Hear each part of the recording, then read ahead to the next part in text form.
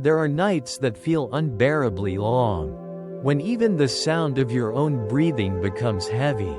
When uninvited thoughts quietly knock on the door of your mind, again and again. Without end, there are days when you pass by countless faces, tackle endless tasks, carry so many concerns, yet your heart still feels hollow, as if you have lost yourself somewhere, in a place with no name.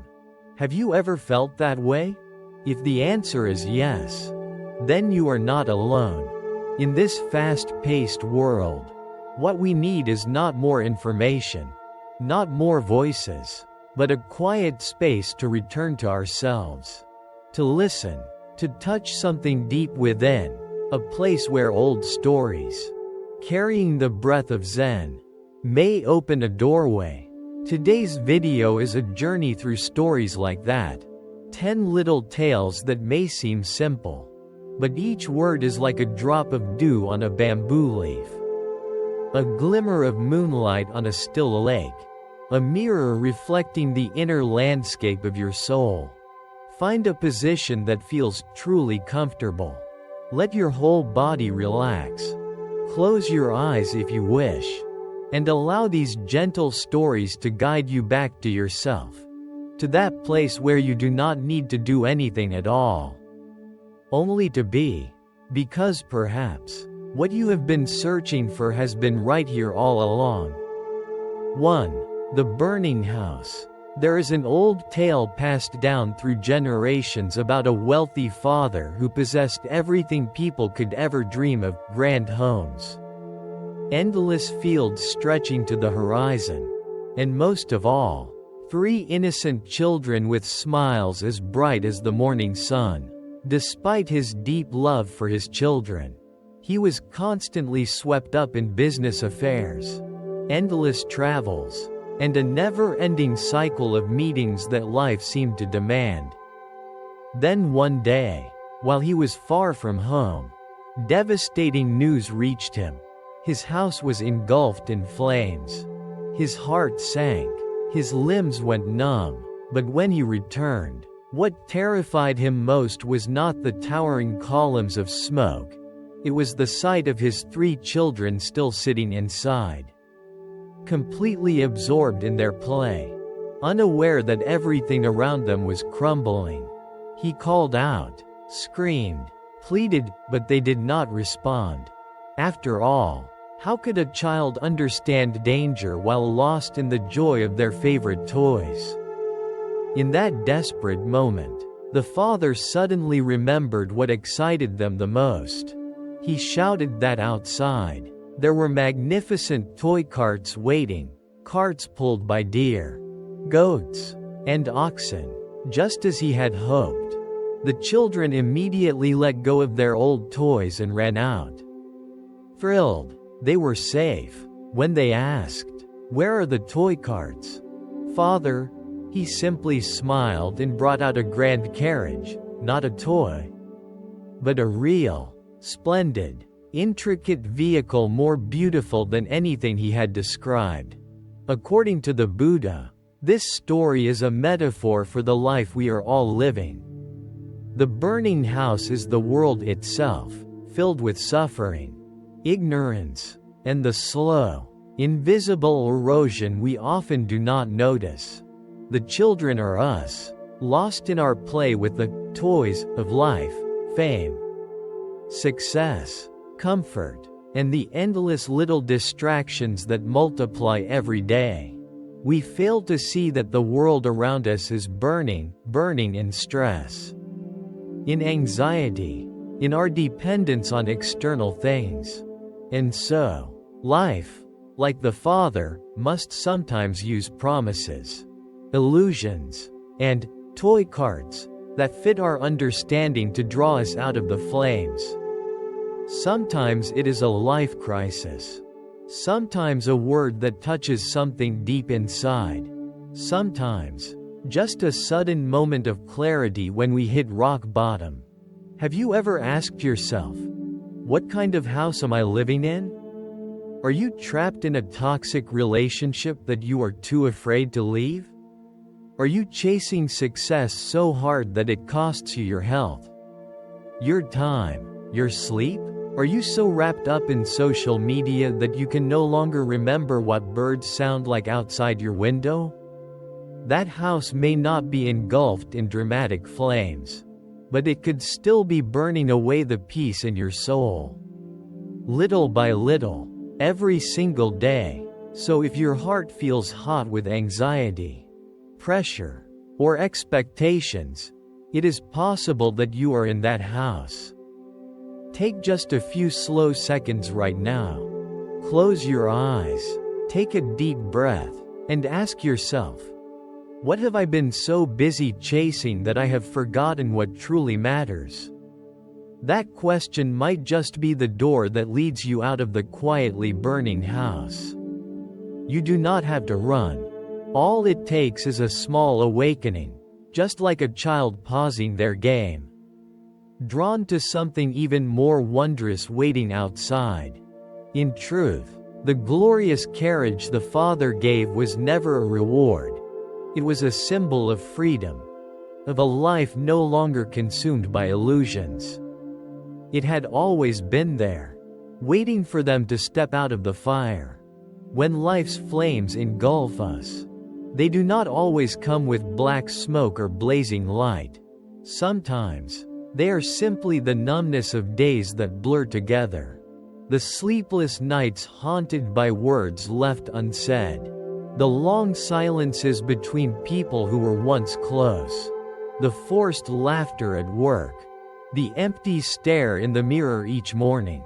The children in that Zen story are not just literal children, they are parts of our own consciousness, still lulled to sleep by habit, desire, and easy compromises. What keeps us from hearing life's warning is our attachment to what is familiar, even if that very thing is quietly burning us alive. The father in the story did not scold his children for not listening. He did not use force to drag them out. Instead, he lowered himself to their level of understanding and called out with the very thing they desired most, not to deceive, but to save. That skillful means is compassion guided by wisdom, what Zen tradition calls matching the conditions. Matching the truth. Not all of us are ready to hear the truth.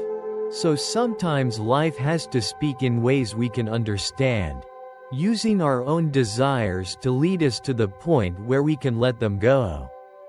The final carriage the Father presents is not a consolation prize. It is an awakening beyond all expectations, a symbol of the true value of awareness when we step out of illusion. In life, how many times have you been lured out of suffering by something seemingly small, a knowing glance, a random conversation, a forced resignation, a sudden goodbye? Those moments do not come to punish you, they come to wake you up. Because only when you are willing to release your grip on the old toy can your hands open to receive something greater. Perhaps you are in that very moment right now. The moment of realizing you have been living in the fire for far too long without knowing it. Do not blame yourself. Do not force yourself to escape. Just be honest with yourself and quietly ask, am I living in a burning house? That question is your first step toward the door. And the reward that awaits you will always be far greater than anything you ever imagined. Because true freedom does not come from running away. It comes from clearly seeing what is burning, and deciding not to stay inside any longer. Awakening does not always arrive with a loud bell. Sometimes, it begins with a quiet look at the present moment, where we realize we are living like children playing inside a burning house.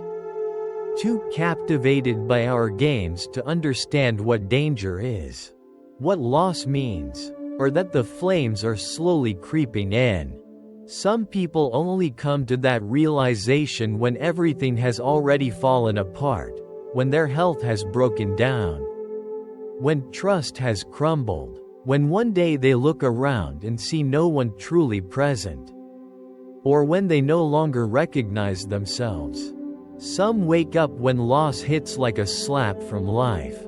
Others, all it takes is a single sentence that reaches deep enough to stop them in their tracks.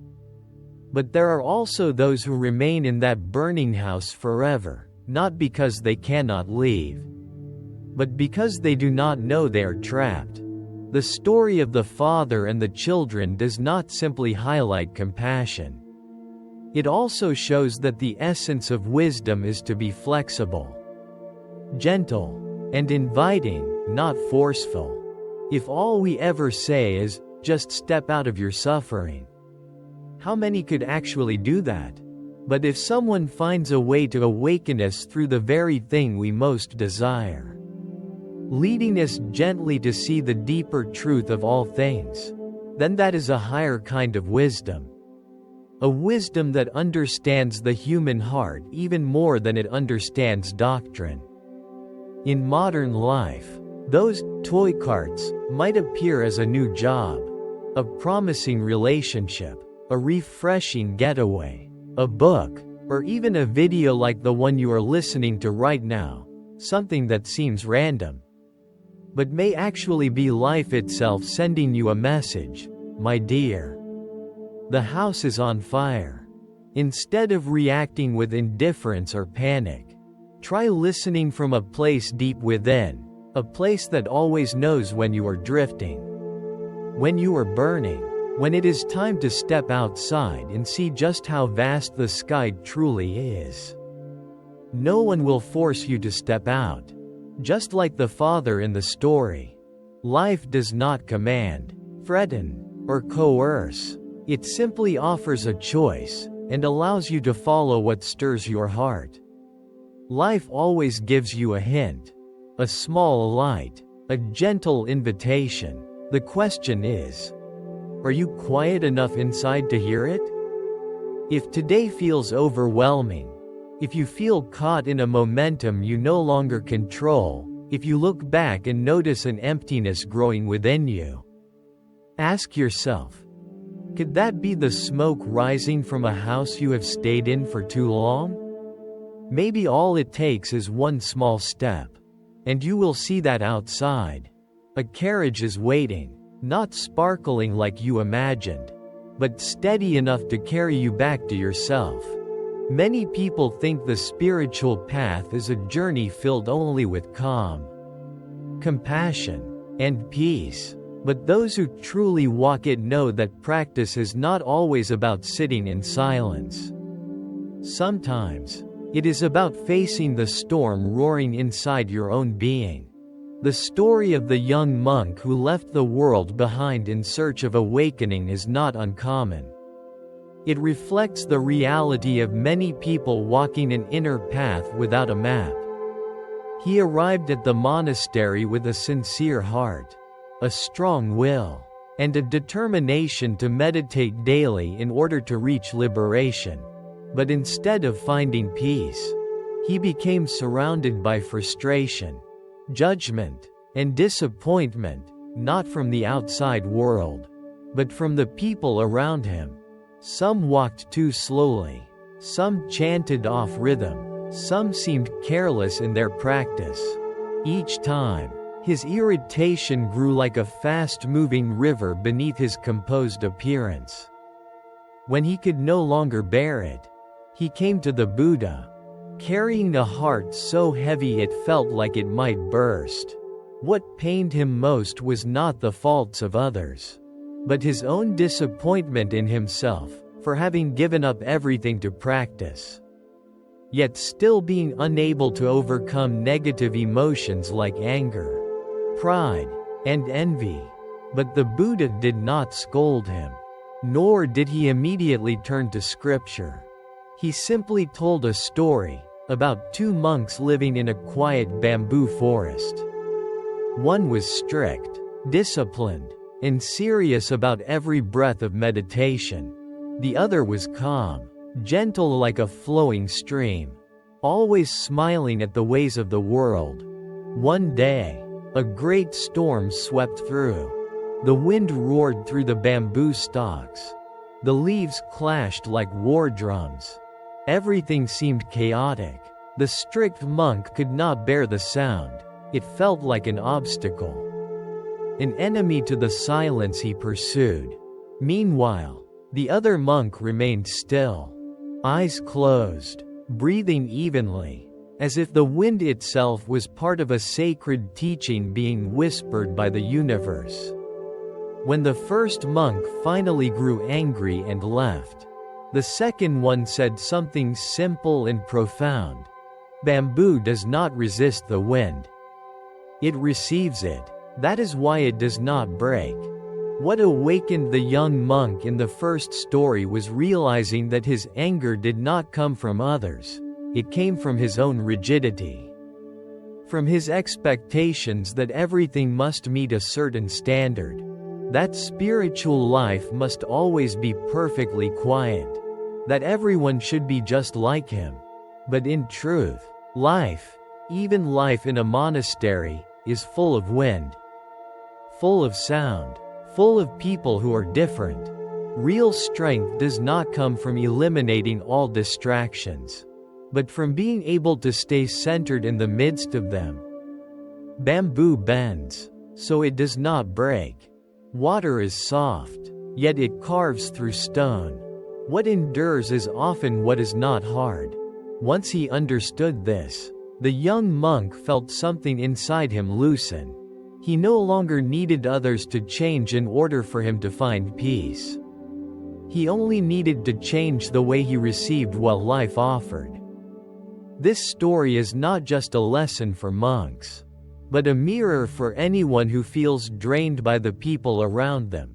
Whether it is a difficult colleague, an unpredictable partner, a traditional parent, or a stubborn child, we often want to change others to make life easier. Yet rarely do we realize that the root of our suffering lies in our own resistance. Sometimes, all it takes is a deep breath, a half step back, and the willingness to see others just as they are, for us to realize that the sound of the wind is not a disruption to meditation, but perhaps the greatest meditation of all. Because that sound, if we know how to listen, can become music, but if we keep rejecting it, it will remain an endless noise. Patience, when accompanied by understanding, does not make us weak, it makes us soft. And softness does not break easily.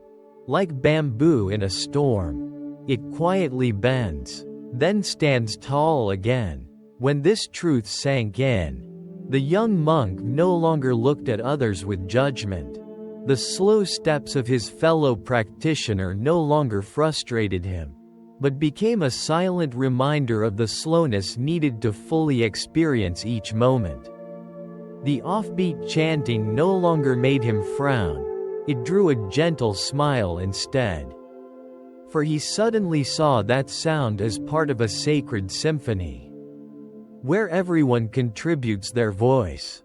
Even if no one is perfect, everything that once irritated him, once pushed him into tension, now became the object of his gratitude, not because those things had changed, but because his perspective had.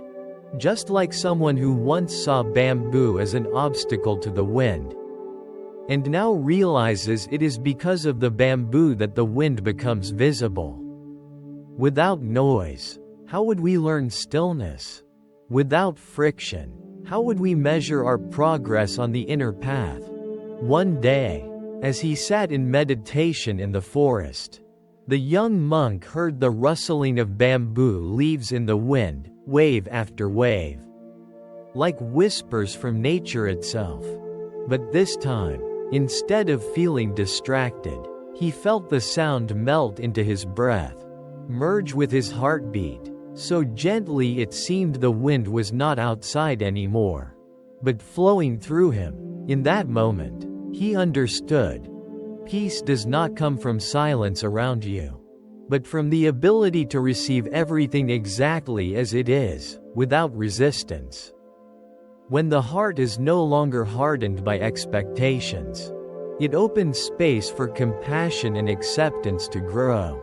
When the wind is no longer seen as the enemy, it becomes a friend, guiding us to greater inner flexibility. Perhaps the most precious thing this young man learned was not some lofty Zen theory, but a surprisingly simple truth.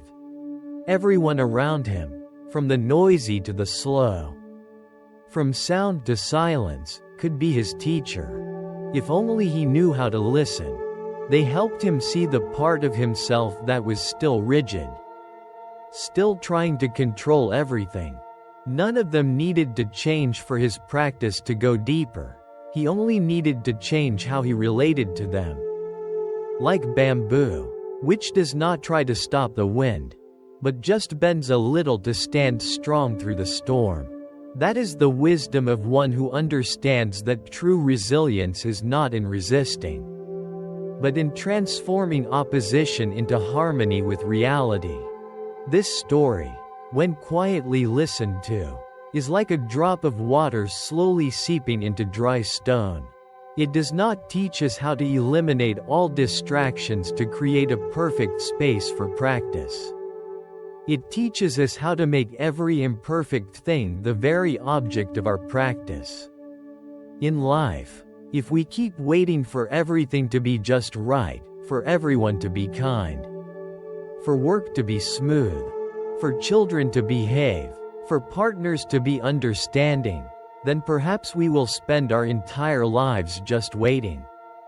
But if we begin right here, with the noise around us, the imperfections of those we live with, the confusion in our own mind, then every place can become a meditation hall.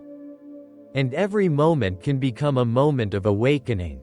From someone who once felt constantly disturbed by the world, the young monk now learned to live in a way where the outer world no longer dictated the quality of his inner life. When someone chanted the wrong verse, he did not feel irritated. He felt grateful for a new opportunity to practice mindfulness. When his companion walked slowly, he slowed down too, sensing the rhythm of the earth beneath his feet. When the wind howled through the trees, he no longer looked for shelter, he opened his heart wide. As someone who now understands, it is not the wind that disrupts the path of meditation. The wind has become the path itself. Since that shift in his heart, each passing day at the monastery was no longer a quiet battle between expectations and reality. It became a series of vivid, living moments, even if those moments were not always gentle. Every small mistake, every annoyance, every rise of emotion became an invitation to observe. Not the cold observation of judgment, but a tender awareness, like a mother listening to her child recount a sad dream between sobs. His mind was no longer a pond disturbed by every breeze, but a deep lake that could hold both storm and moonlight. He no longer sought perfection in others, but saw how their imperfections nurtured his own awakening. The things that once triggered anger now made him smile, not because he had grown numb, but because he now saw the impermanent and varied nature of life. Just like the sounds of the forest are never a flawless song. But if you know how to listen with an open heart, everything begins to harmonize into a silent symphony. That change did not happen overnight. It grew like a seed pushing quietly through the earth, little by little, until one day, he surprised even himself with the gentleness of his own response. The man who once became irritated when someone spilled water in the meditation hall now simply wiped it up with care. The man who once grew impatient when chants were off rhythm now slowed his breath to match others. The man who once felt suffocated by the noises during meditation now realized that life always echoes, and the miracle is that he could still find silence within the sound. Just like bamboo that has lived long enough among the winds to understand, the wind is not the enemy. It is the friend that makes it stronger each time it bends. On a rainy afternoon, as waves of wind began to stir just outside the porch, the young monk sat quietly by the window, watching the bamboo leaves sway in rhythm with the breath of the earth and sky. The fading light of day passed through the folds of his robe and glistened on the raindrops, casting everything in a soft, wordless meditation. In that moment, he came to understand a deeper layer of patience, not merely enduring discomfort, but learning to love what is imperfect, to open the heart to life's messiness, to embrace difference as a natural, essential part of existence. The peace he once dreamed of did not lie in sweeping the outside world clean, but in expanding his inner world enough to welcome everything that was already here. That story, in its quiet depth, is an invitation to anyone feeling exhausted by others not meeting their expectations. You could spend your whole life waiting for people to change, or you could step into the inner dimension where everything that tests you becomes a chance for wisdom to bloom. When someone says something that stirs discomfort in you, you could feel insulted, or you could see that moment as a lesson in softness. When life does not go your way, you could conclude that the world is unfair, or you could ask, how am I being called to grow in this situation? Just like the young monk years ago, you do not need to change the whole forest to meditate. You only need to change the way you listen to the wind blowing through your own heart. When that shift happens, every sound, every person, every moment can become a teacher, guiding you deeper into the stillness that has always been within. The yearning for enlightenment can burn in even the strongest hearts, not because of passion, but because of the pressure one places on oneself. The young monk in this story stepped onto the path of practice with rare devotion, leaving behind everything worldly to dedicate his entire life to awakening. For 3 years, he meditated diligently at the foot of a mountain, read every ancient scripture, chanted in the freezing cold, and sat in silence through mornings that had yet to see the sun. But instead of receiving the peace he had heard so much about, he found himself feeling emptier, more confused, as though the deeper he went, the further enlightenment seemed to drift away. That feeling of being stuck was not laziness. It was the heartbreak of a soul wandering a spiritual desert without water. Not because he had not tried hard enough, but perhaps because he had tried too hard. His effort had lost its softness and become a form of force, dressed in the appearance of meditation.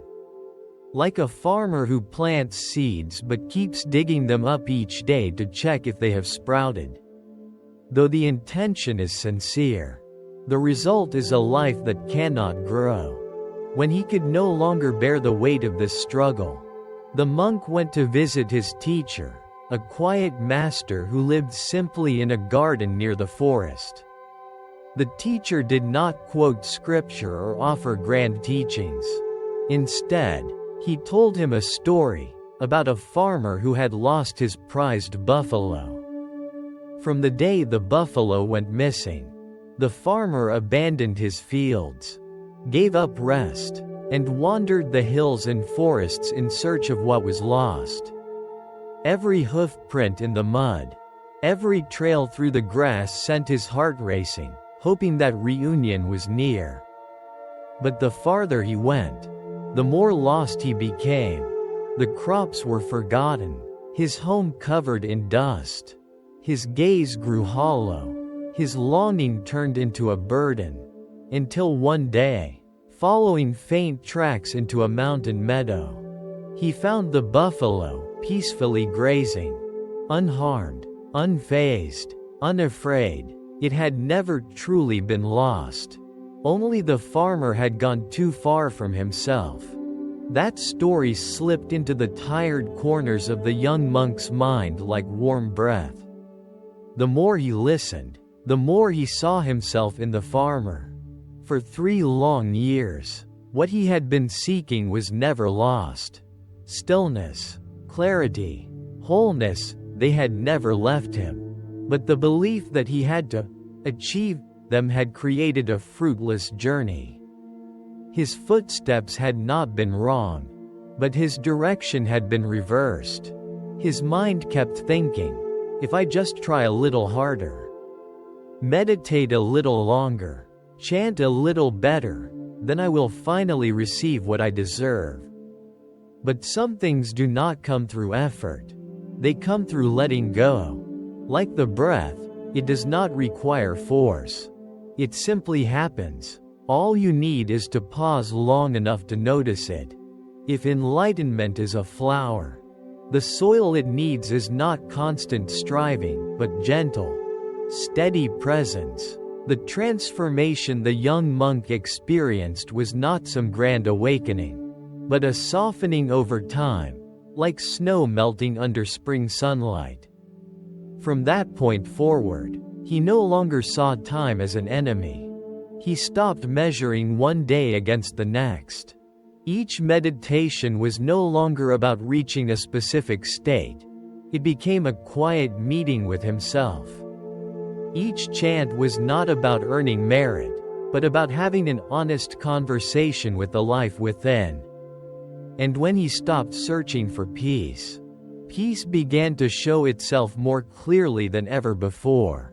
Like the farmer who realized, you do not need to chase the buffalo. Just return to where you last left yourself.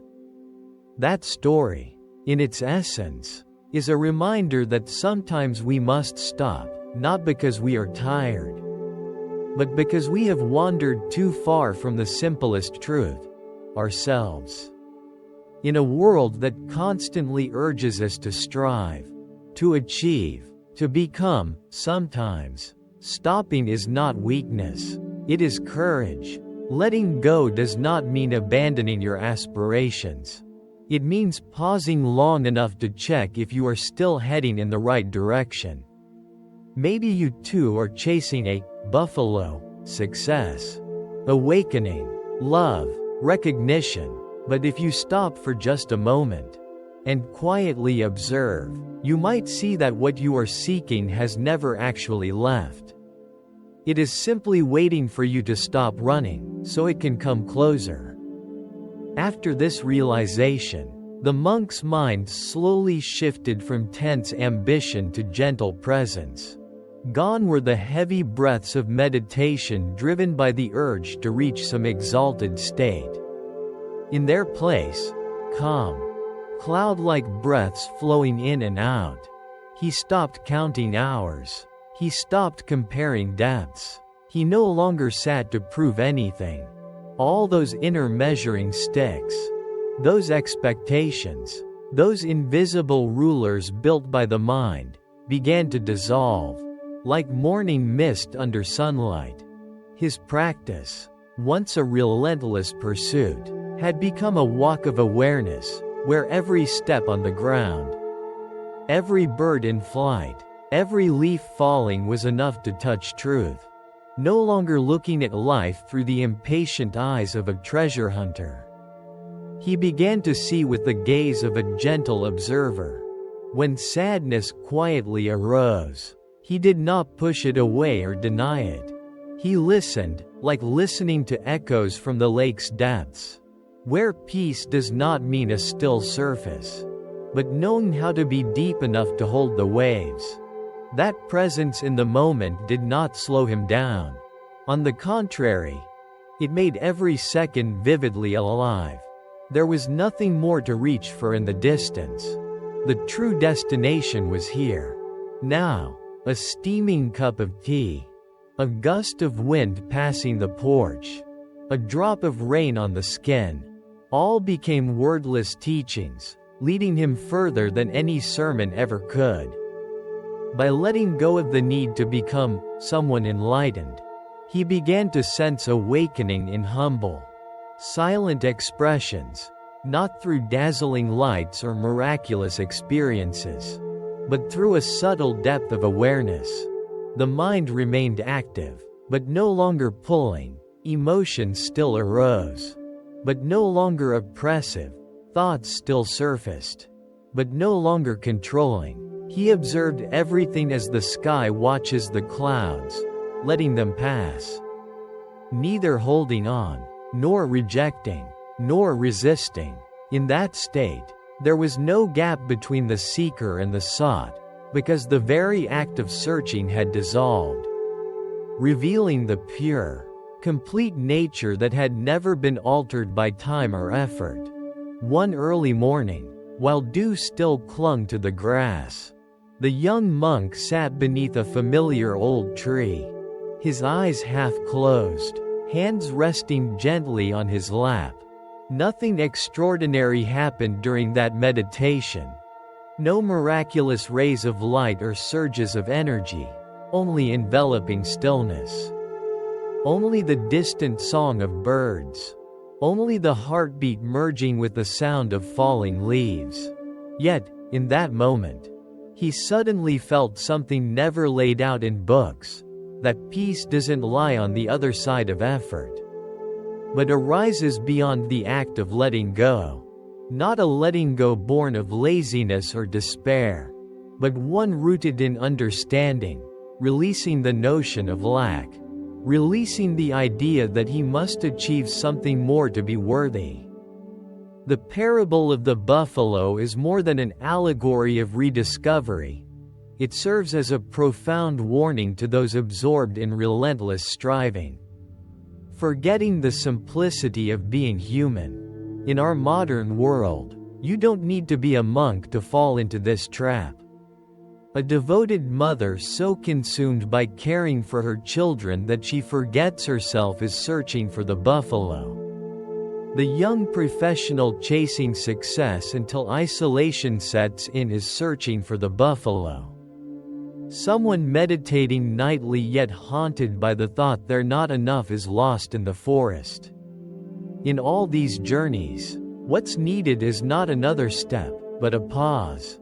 A pause deep enough to realize, perhaps what you seek was never at the end of the path, but waiting back home. At the first step that turns back. There are battles that do not unfold in the physical world, no swords, no blood, no visible wounds, but rage quietly beneath the mind, wearing us down day by day without our awareness. That's who the young monk was, even clothed in the robe, spending most of his time in meditation and study.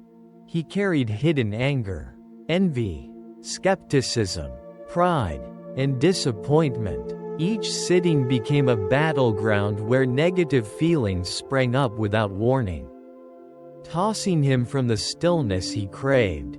He didn't understand why the more he tried to eliminate these negative emotions, the stronger they became, like fanning a fire only to watch it flare up. His mind spiraled into shame, self-blame, fear of being unworthy as a practitioner. The harder he tried for purity, the more distant it seemed, like a swimmer struggling in currents. Sinking harder the more he fought, unable to bear it any longer. He came to the Buddha, like a lost traveler seeking light at the mouth of a dark alley. No scolding, no judgment, just a quiet invitation to walk with him to a hidden pond in the forest. Its surface was so calm it reflected everything clearly, from the troubled face of the monk to the drifting clouds above. The Buddha asked, "What do you see?" "I see myself," the monk quietly replied. The Buddha nodded and asked him to stir the water. Immediately, the clear reflection vanished. The surface became muddy and chaotic, like a shattered mirror. Then the Buddha asked, "And now, what do you see?" "Nothing," Everything has faded, the monk answered softly. The Buddha offered only one sentence, no doctrine, no commentary. Then let it be. Silence filled the space, unbroken by words, only the water gradually settling, the ripples merging and fading. Long after, the pond calmed as before, and the reflection returned, without any effort, without striving. The young monk sat, still, as if for the first time. A profound truth he had long forgotten came alive. The mind is like water. Stirring it makes it murky. Resisting an emotion only clouds it further. Wisdom doesn't arise from driving away the negative, but from quietly witnessing it. Without judgment, without denial. Clarity doesn't require creation, it only needs absence of disturbance. From that moment, he completely transformed his relationship with himself. When anger arose, instead of rejecting it, he sat with it, observing it like he would a dark cloud drifting across the sky. When jealousy surfaced, instead of self-reproach, he listened, like the wind through a window. Neither merging nor denying. That full presence allowed emotions to dissipate, not because they were suppressed, but because there was no one to cling to them. Day by day, the water of his mind cleared, restoring the original stillness of the pond. No miracle, no dramatic transcendence, just a homecoming to the pristine nature of being. This message isn't for monks alone. It's for anyone who has ever blamed themselves for not being good enough, gentle enough, peaceful enough. We often think peace arrives only after we eliminate negativity, but peace arrives naturally when we no longer need the fight. Anger is not an enemy, it's a signal. Jealousy is not a fault, it's a doorway to deeper self-understanding. Pride doesn't need to be extinguished, it needs to be illuminated by awareness. When we stop stirring the water, the pond soon grows clear.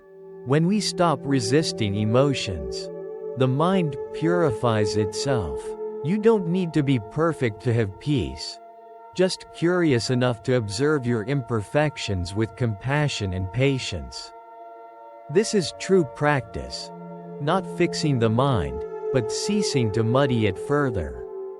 Not dispelling darkness, but keeping the light steady enough to see that what passes through is only waves, while the deep lake remains tranquil, waiting to embrace us. That quiet stillness became the young monk's closest companion, an unnamed friend who needed nothing but presence. His future meditations were no longer stirred by expectations of a special state, nor disrupted by attempts to control the inner world. Whenever an emotion arose, even sadness, anger, or confusion, he simply sat, inviting it like a gracious host offering tea. No questions about its past, no wish for it to leave. No need to justify its presence. In that hospitality, every feeling was welcomed, arriving, staying, and departing, none held, none driven away. Peace did not come from lack of noise, but from receiving noise without being carried away. The longer he lived this way, the more he realized that the root of suffering isn't in what happens, but in resisting what is happening. Once, while I was walking in mindful meditation through the ancient forest behind the temple, where towering old trees cast shade over an entire sky, I stopped in front of a patch of wild grass growing defiantly between rough stones. They were not beautiful, they had no scent, they offered no decorative value. Yet they lived, they reached upward. They welcomed the sunlight like the most proud flowers. I crouched down to look more closely, And suddenly I realized something that no scripture had ever revealed. Life does not need our consent to exist. It just needs enough space to express itself. Negative emotions within me are the same. They do not need to be labeled as good or bad, they only need to be acknowledged, seen, and allowed to be, like that wild grass. If it's uprooted merely because it's unattractive, all that remains is a barren spot. But if we look more closely, we see its beauty, an unadorned beauty, the beauty of truth. From that moment on, instead of battling myself, I began practicing listening to myself, no longer following demanding orders like, you must be this way, or you must not be that way. I started asking gentle questions. What are you feeling right now? Which wounded part is speaking? What is asking to be understood? These questions have no goal of fixing, they merely open space. A space where whatever exists is allowed. In that space, a miracle occurs. Emotions do not disappear, but they cease to dominate. They do not vanish as if by evaporation, but like a small flame that dies out softly when there is no breath to fan it. A silent peace arises from within, not a forced stillness, but a natural calm arising when the internal struggle between, I should be this, and I am this, disappears. His story is also the story of many of us, those of us who yearn to become better, yet are exhausted by those very efforts. We forget that light does not force the darkness to disappear, it only needs to appear. Just as a pond does not require someone to clean it, it only needs stillness. We do not need elaborate meditation techniques, or to reach any lofty state. Sometimes, all we need is to stop, breathe deeply, sit quietly amid the chaos within, and whisper to ourselves, I accept. If spoken from the deepest place in the soul, that phrase can dissolve years of resistance. We no longer need to strive to become someone ideal. We return to the present truth, where even our pain becomes material for growth. Peace, it turns out, is not a reward for perfection. It is a home that is always open to anyone who dares to enter themselves, with gentle eyes, with a non-judgmental heart, and with silence that listens, like the pond, always waiting for us to come back, not angry, not sad, only waiting for us to stop stirring the waters, so it can finally reflect our true face in its clear surface. After so many days living under the conviction that I had to fix myself, the young monk began to understand that it was not the darkness within that caused his suffering, but his refusal to accept that darkness that caused his wandering.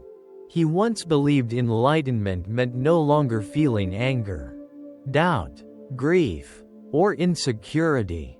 But then one day, while sweeping fallen leaves in the temple courtyard under a golden sunset, he stopped, watching dry leaves dance in the wind, and suddenly realized that just as autumn cannot stop the tree from shedding leaves, and the earth cannot refuse dust, the mind cannot be full of light without shade. For in that shadow, we can see the true ray of light. Enlightenment is not in eradicating opposing emotions, but in facing them without flinching, confronting oneself without needing to appear better in anyone's eyes. Not even the Buddhas. From that moment, he walked his path of practice without carrying the burden of being anyone's ideal. He was simply himself, with limitations, with wounds, and with an expansive sky within. Every morning when he woke, he did not rush into meditation as a task to complete, but saw it as a gentle appointment with himself, a time to breathe, to be present, to listen without needing to perform. Whenever anger rose, he did not blame himself but smiled at it like an old friend dropping by. "Ah, it's you again, I know you." Not mocking, but acknowledging with compassion, as if he finally accepted that anger, like clouds in the sky, belongs to his own sky, not to be chased away, just seen through. The people in the temple noticed a change in him, not austerity like many monks bear, but a kindness shining from his eyes, from the way he listened to others, from the way he poured tea for passing guests, from the way he sat quietly when someone around grew angry. He was no longer easily triggered, nor cold and indifferent. He was a quiet steadiness, like the base of a great tree in a forest, not loud, not showy, but always there to shelter. From that place, he understood why the Buddha often remained silent more than he spoke. Why great teachers rarely use many words, because true peace cannot be conveyed by concept, but only spread like warmth on a winter afternoon, unseen, untouchable by hand, but recognized by the touch. One day, when a young novice approached him asking, "Elder brother, how can I stop being angry when someone says something unkind?" he simply smiled and cupped some water from a basin, letting drops fall to the ground. "See, when water slips through your hands, you do not hold onto it. It flows where it will and merges. But if you grip the water tightly, it slips away faster, leaving your hand empty and cold." Anger is similar. If you hold onto it, it chills you to the bone. But if you release it, it is only water, and it will disappear. The young novice did not fully understand, but his eyes seemed to brighten just a little. And for the monk, no further words were needed because in his heart, it was already clear. He no longer needed to fix anyone's emotions. He only needed to become a space wide enough that all emotions could dissolve into it without leaving scars. That story does not end in a dazzling moment of realization, nor with a temple bell or a falling petal. It is as quiet as the path he chose. A path that leads nowhere because everywhere is already a destination if we live with an open heart. No emotion is wrong. No part of us is unworthy. All that is needed is an inner place ready to be touched by understanding eyes and hands of compassion. When that happens, the pond will go still again. No matter how much wind has risen, the sun continues to rise each day, not because we are good or bad, but because life is always that generous. The mind is the same. It only waits for us to stop wounding ourselves by trying to be someone else. We just need to return. On the summit of a solitary mountain stood a small temple cloaked in green moss, where an elderly meditation master lived a quiet life, unknown, without many disciples, without grand scriptures, with only an old bronze bell and a little garden overrun by wild plants. Rumor had it that he was a great sage.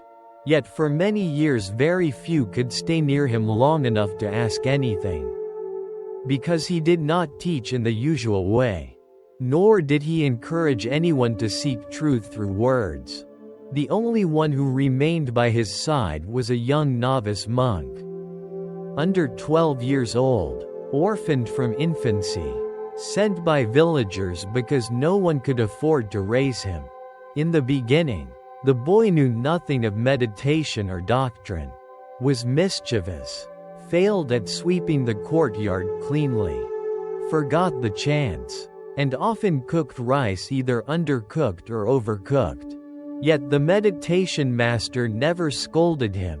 He simply watched in silence and continued his own work. as if those mistakes were not serious enough to warrant anger.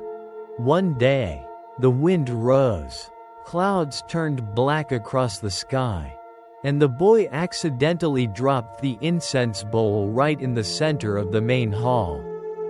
Ash scattered everywhere, and the Buddha statue was covered with a cold gray layer like the ashes of a burnt-out fire in one's heart. Terrified, the boy ran behind the temple, hiding in a clump of bamboo, tears streaming down his face.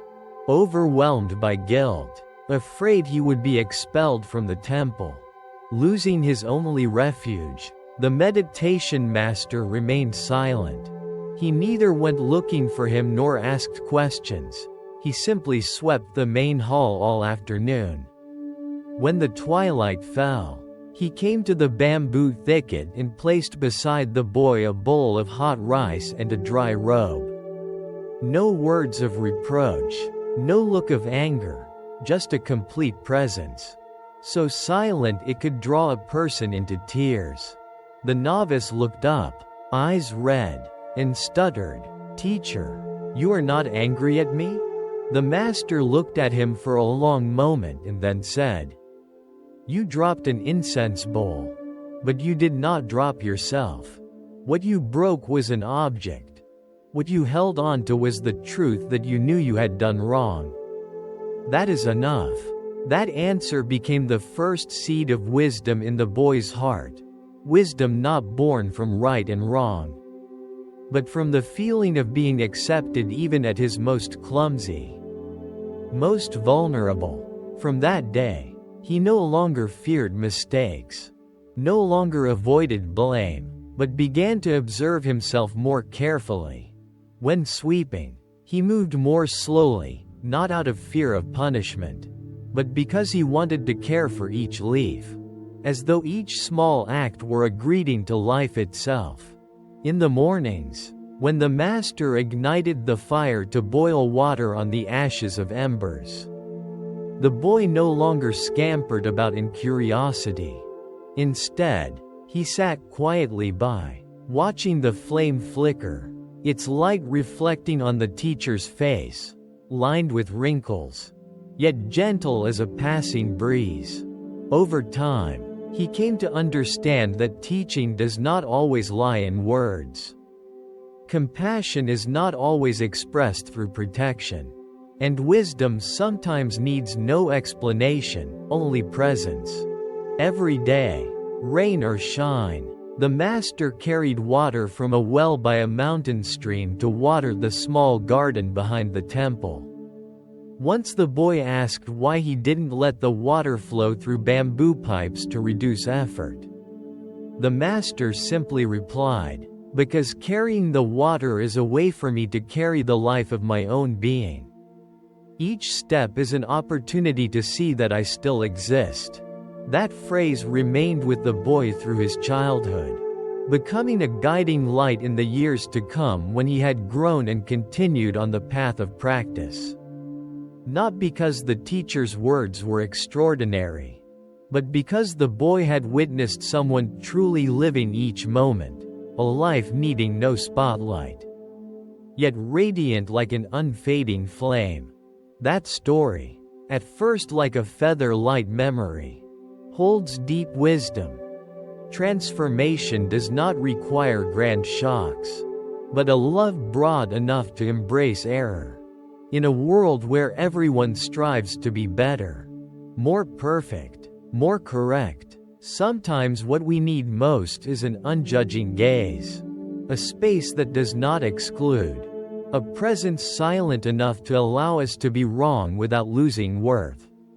Not everyone is a meditation master, but anyone can help another keep faith in themselves, simply by being beside them, like the master once sat beside that child.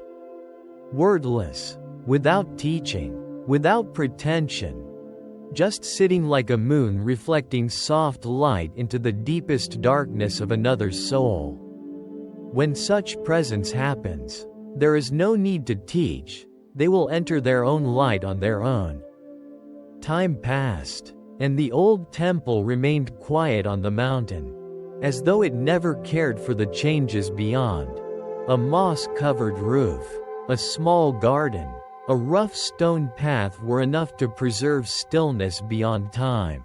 The boy who was once the novice had grown taller, calmer, yet his eyes still held the curiosity of a soul asking about life.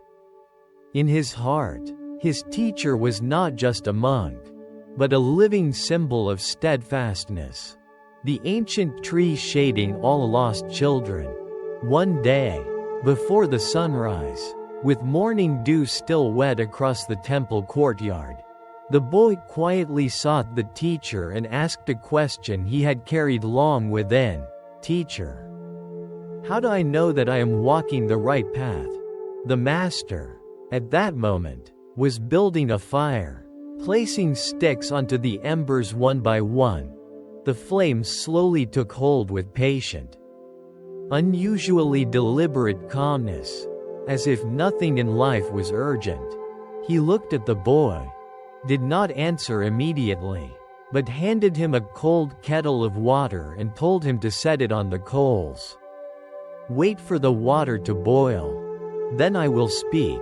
The boy sat watching as the kettle slowly formed tiny bubbles, then began to ripple and boil, steam rising in a thin white trail. At the moment the kettle began to sing with a soft whistle. The master spoke calmly.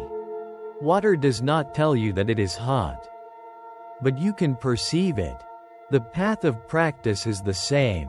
You do not need to ask about right or wrong.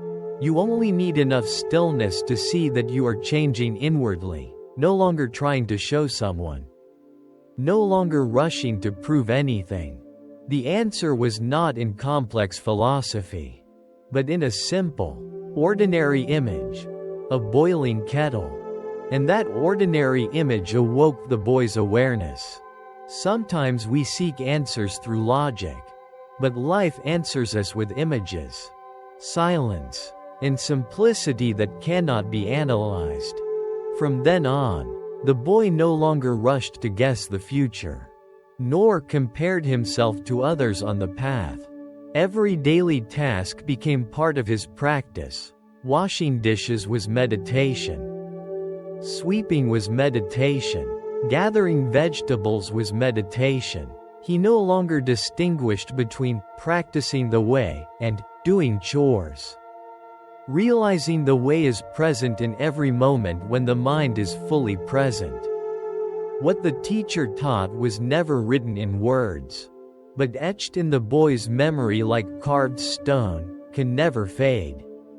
Another time, when he accidentally knocked over the teacher's bowl of porridge, he hurriedly apologized, face downcast in shame, and the teacher simply smiled, wiped a bit of porridge on the table with his hand, tasted it, and whispered with a gentle smile, "Today's porridge is saltier than usual, but somehow it's tastier." No reproach, no pretense, just a deeply human way to embrace a mistake without making the other feel guilty. The boy understood that in his teacher's world, there was no rigid right and wrong as in books. There was only the full presence of a heart that felt through all things with compassion. The story of the young monk and the old meditation master never reaches a dramatic climax, nor ends with epic grandness. It continues quietly, like the steady breath of a mountain forest, like the soft fall of a leaf no one notices in the courtyard, like the faint toll of a bronze bell each evening, calling someone to return to themselves. Great transformation never depended on solemn ceremonies. It happened when someone chose to listen to a child who had made a mistake, to stay silent when another was in pain, to smile when things did not go as expected. In the young monk's eyes, the life of practice was no longer a quest for some distant truth, but a return to a simple, insightful way of living, where each simple action can open the door to awakening. When someone is patient enough to sit beside a mischievous child, kind enough to love even their clumsiness, then at that moment, the seed of mindfulness is planted. And if that seed is nurtured through quiet, acceptance, and compassion, it will grow into a tree no matter how barren the soil or harsh the sun. Because sometimes, what nourishes a soul is not a lofty ideal, but a teacher quiet enough to let us be ourselves, even when we are not talented, not obedient, not yet fully understanding. That silence, over the years, becomes a whisper in our hearts whenever we fall, whenever we want to give up, whenever we forget that we were once loved unconditionally. And within that silent echo, we can rise, continue on, not because we must reach somewhere, but because each step is already lit by the light of gratitude guiding us. There was a young man who carried within him a longing as smoldering as a hidden flame. He traveled far and wide seeking a teacher who could free him from that nameless emptiness. Even though he had everything, stable job, loving friends, warm family, he still felt lacking in something he could not name. Counsel from loved ones, inspiring books, short retreat courses, they all felt like passing breezes across his cracked soul. They touched for a moment, but afterward nothing truly changed. One day, while wandering in a remote mountain region, he heard of an old meditation master living secretly in a small moss hut beside a bamboo grove.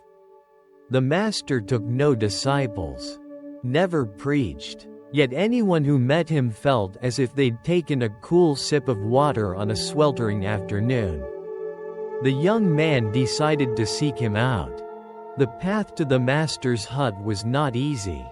He had to cross streams, climb rocky slopes, walk alongside dense forests where wild beasts howled through the night. Throughout the journey, many times he wanted to turn back, but the ache within him pulled him forward like a call that refused to be ignored. When he finally arrived, he found a thin old man carrying water at a well. His long silver hair hung freely, and his eyes were deep, as if untouched by worldly dust. Without asking name or origin, the master simply nodded, pointed to a flat stone in the courtyard, and invited him to sit there while he continued his work. The young man sat, one moment, two, many. The master remained silent. He began to feel restless, thinking he was being ignored, doubting whether this master could help him at all. But just as he prepared to stand and leave, he heard wind whispering through bamboo, water trickling in a pot, a distant chicken crowing, and for the first time in his life, he sat without any thoughts. Not because anyone told him to, not because he wanted to achieve something, simply because in that place, in that moment, there was a stillness beckoning him to stay. When the sun tipped toward the horizon, the master returned, placed a clear cup of rainwater beside him, and silently sat down. No words were spoken. They sat together. The young man felt something very strange unfolding inside. No teachings, no doctrine, but a sense of being seen, being held, not by words, but by pure presence, brought him to tears. After all those years of searching for something great, he realized that all he needed was a moment with someone who did not demand he change. The master then softly said, "You are not missing anything. You have simply never truly been present with yourself." His words were as gentle as morning mist, yet as penetrating as wind flowing through a mountain pass. Those words became an anchor for him in the years that followed. Back in everyday life, same job, same noisy city, same relationships, but something inside had changed. He began to sit quietly each dawn, not for any reason, but just to listen to his breath. Whenever anxiety rose, he no longer rushed to suppress it. He placed a hand on his chest, closed his eyes, and whispered, "I am still here." When the mind wanted to flee into future plans, he gently reminded himself to return, not to do anything more, just to breathe, just to be fully present in that moment. Just like when he first sat with the meditation master, taught nothing, yet learned the greatest lesson, that life is already complete, so long as we are still enough to feel it. People often think enlightenment is some exalted state, but for him, enlightenment was the first time he felt he did not need to do anything to be worthy of being here. No need to be more successful. No need to be safer. No need to be better, or wiser, or deeper. Just to be present, authentically. Unguarded, not trying to control anything. That was coming home, not to a place, but to his own heart. From that day, life was no longer a race toward the future, but a journey unfolding moment by moment, where the wind, the sunlight, the smell of coffee, the birdsong can all become sermons, if only we are quiet enough to hear. That young man was no longer plagued by the invisible emptiness that haunted him. He understood that emptiness does not need filling, it needs listening. Often, it is within that space that the true sky begins to appear, not when we find an answer, but when we stop rushing to seek one. Just like water slowly boiling, the heart needs time to open, not by force, but through loving presence. And when that happens, the noise of life becomes music. Silence becomes teacher. Every ordinary moment becomes a gateway to something extraordinary. The peace of simply resting in oneself. On the journey back to the city, the young man walked slowly through the bamboo grove, each leaf rustling in the breeze as if bidding him farewell with its wordless language. Inside, there was no longer hunger for knowledge or longing for something grand, but a quiet calm, like a bowl of water settling still and clear. Each step on the red earth path reminded him that life doesn't need over-explaining, only wholehearted living. Bit by bit, he recalled the master's words, "You are not missing anything. You have simply never truly been present with yourself." That sentence became a red thread weaving through all the scattered fragments of his mind, connecting them into a whole, not perfect, but complete in its own way, without needing adornment, comparison, or justification. Returning to the bustle of work, bus horns, and endless appointments, he carried on as before, but from a different place inside. When someone spoke harshly, he no longer reacted instinctively. He listened fully, then responded calmly, no longer led by anger. When a project stalled, instead of panicking, he took a deep breath, acknowledged the disappointment, and continued, like steady kindling laid beneath a morning fire. Others might not notice much change. He was still him, living in the same world, doing the same tasks, speaking with familiar faces, but inside, he knew he was living with different substance, no longer dragged by the need to prove himself, no longer feeling pressured to be valuable in order to deserve love. In the evenings, rather than binge watching another series or scrolling on his phone until late, he set aside a few minutes just to sit quietly, arms wrapped around himself, breathing slowly, feeling his heartbeat, as if welcoming himself home after a long, busy day. Not a textbook meditation, no rigid posture or perfect setting required. Just a small gesture to remind himself, I am here. And that is enough. In that moment, everything fell into place. The worry about tomorrow, the regret over yesterday, the endless mind chatter about what should have been, everything dissolved into the present. Like mist fading under the morning sun, there was no teacher sitting across.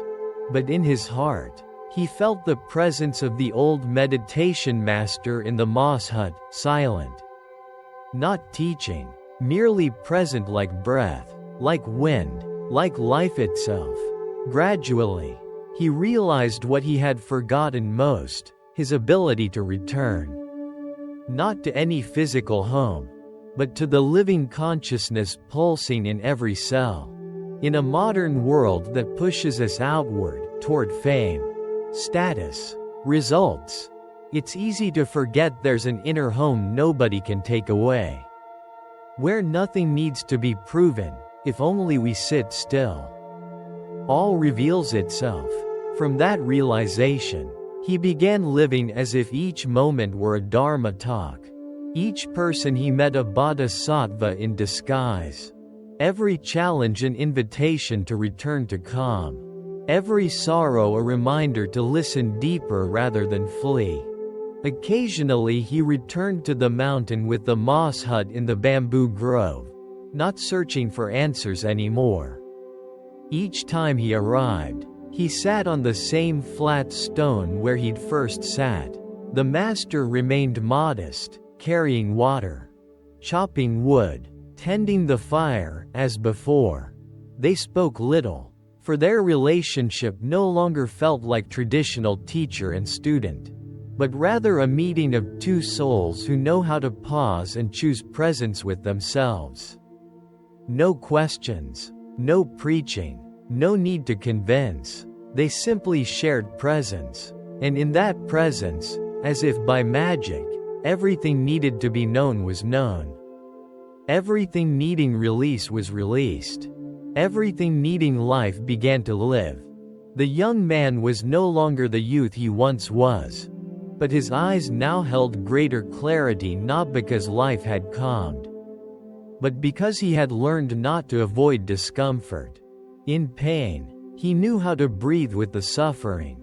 In joy, he could smile without fearing its loss. When lost, he no longer panicked, knowing the path home is in each step. Others might not notice a dramatic change. He remained the same person, in the same place, doing the same things, but inside, he lived with a different substance. No longer dragged by the need to affirm himself. No longer feeling pressured to be worthy, to be loved. That autumn, when forest leaves painted the old path gold, the meditation master fell ill, breath fragile as smoke, eyes still bright but body near its flame's end. The man sensed the farewell was near, but his heart no longer trembled at loss. He sat by his teacher, saying nothing, simply holding the fragile hand as if channeling all the unspoken lessons he had received over the years. The master left no teachings, no formal title, no grand ritual. He only smiled, placed one hand on his own chest, then on the disciples, signaling that no words were needed.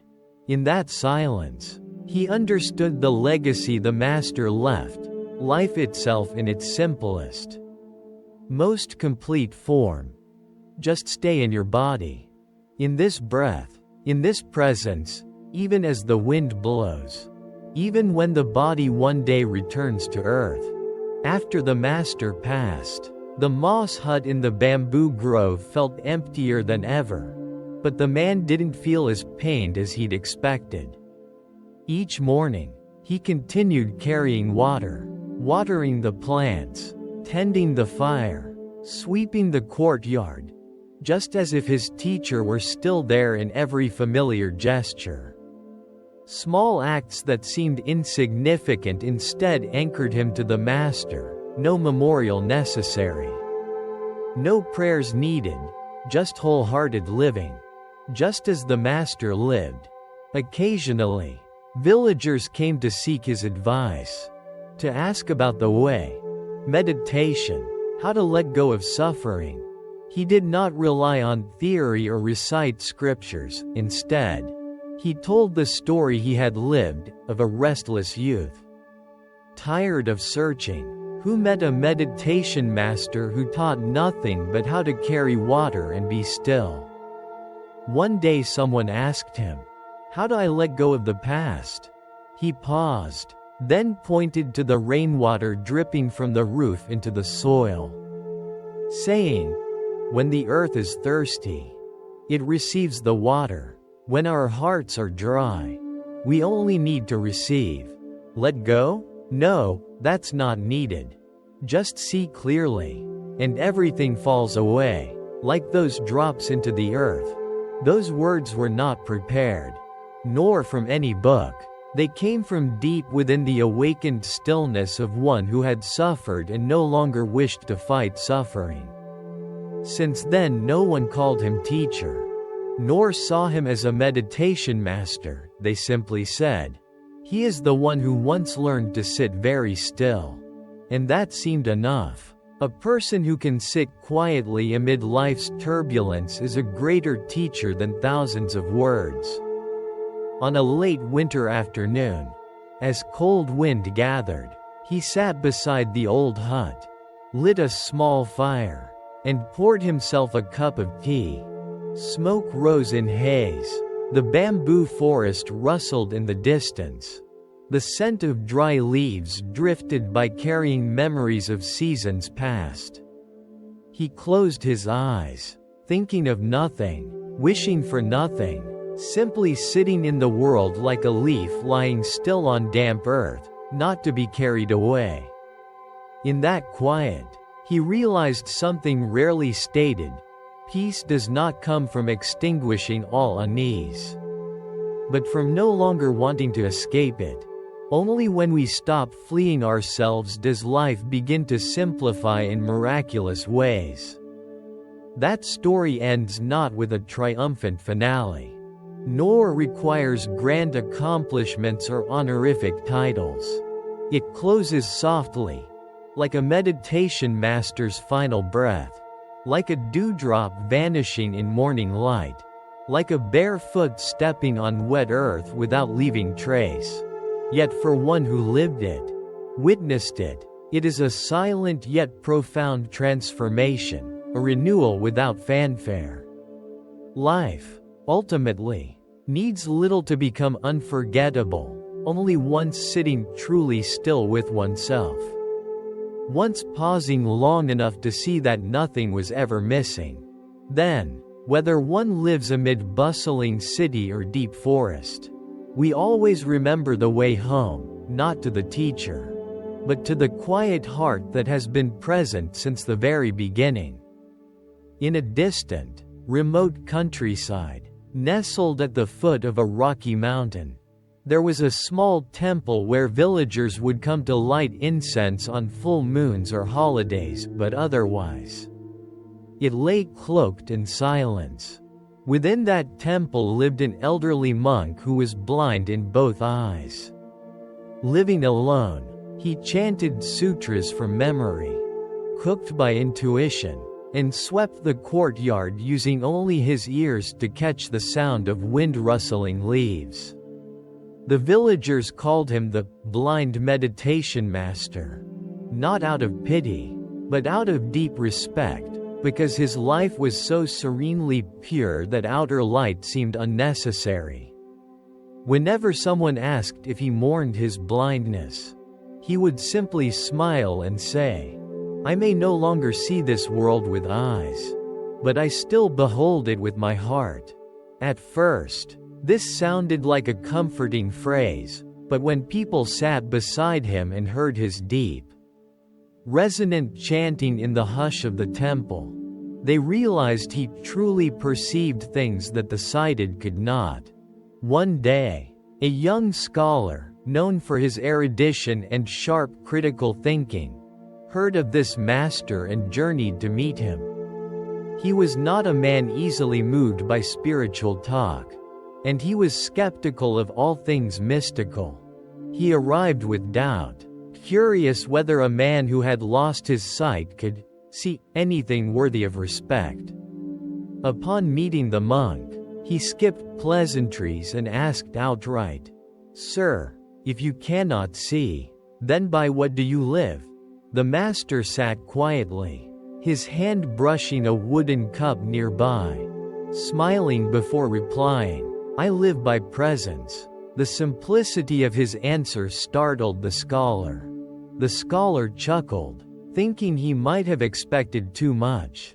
Yet, as he turned to leave, the master asked softly, "And you, by what do you live?" The question, whispered like a breeze, struck deep into a place the scholar had never dared approach before. Silence lengthened until the young man had no choice but to sit. The temple air held nothing extraordinary, just the faint scent of incense. Bird calls drifting in from the courtyard. Wind whistling through old shutters, but everything felt inexplicably clear. For the first time, the scholar no longer wished to argue. Not because he had nothing to say, but because everything he'd once believed had grown faint, as fragile as mist. The old monk sat with closed eyes, his face serene, like a still and silent lake. His presence was so complete that words became unnecessary. In that moment, the scholar realized how long he had lived by ideas, concepts, and analysis, never truly living through the beating heart within his chest. As the sun dipped westward, he stood and bowed deeply, not from etiquette, but from genuine gratitude. He received no teaching, no argument to dissect, yet he carried away something he had never had. A feeling of touching the very essence of life, a life that need not be understood, only felt through stillness. From that day on, he argued less, felt less need to prove anything, and spent more time just sitting in quiet, breathing slowly, listening to the heart he'd long neglected. His later writings lost academic citations, but gained profound sincerity that made readers feel seen, understood, as if they too had once met their own blind meditation master. The encounter between the young scholar and the blind master had no dramatic duration, no clear lesson delivered, but if someone has ever lived smartly yet felt hollow, achieved praise yet remained lonely, traveled far for answers only to feel estranged from themselves, then they'd understand that the question, "By what do you live?" is not meant to be answered, it's meant to be listened to. For a lifetime, some truths cannot be learned from books or grasped by reason. They can only be seen, with a light not coming from the eyes, but from the deep silence within. And that light is what carries one through the darkness of confusion, leading one back to a land they never truly left, the realm of true life, where every breath is a miracle, every moment a lived truth, untold, yet real. Over time, the little temple beneath the mountain stood silently, like a musical note needing no accompaniment. The old blind master continued his life with eyes closed, but he opened a world which sighted people rarely walk into. The scholar returned each year, not seeking more answers, but listening to that miraculous silence he once touched. Each visit he brought a small gift, a bag of tea, a handcrafted cloth, a wildflower plucked from the forest, as a human way to honor someone who gave him the greatest gift of all, the ability to look inward without fear. Their conversations dwindled, not from lack of words, but because they no longer needed any. Presence had become their shared language, without words, without reason. One rainy season, floodwaters swept through, cutting off the path to the temple. Villagers worried and gathered to see if the old monk was safe.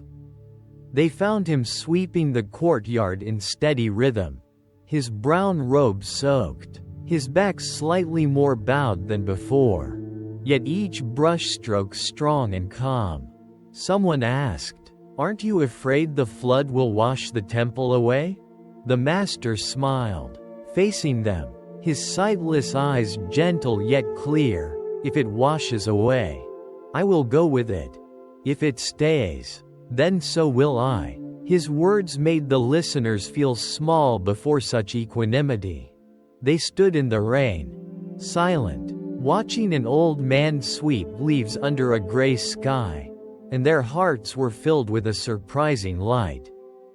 At that moment, they realized, there are people who do not teach with words, heal with advice, or inspire through grand actions. They just live, deeply and authentically, until life itself becomes the living lesson. The blind meditation master did not have light, but he was the light. He passed no lofty philosophy, yet all who drew near felt their hearts quiet as a lake.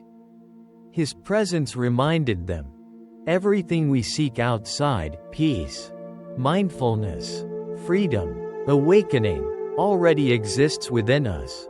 We simply haven't been still enough to notice.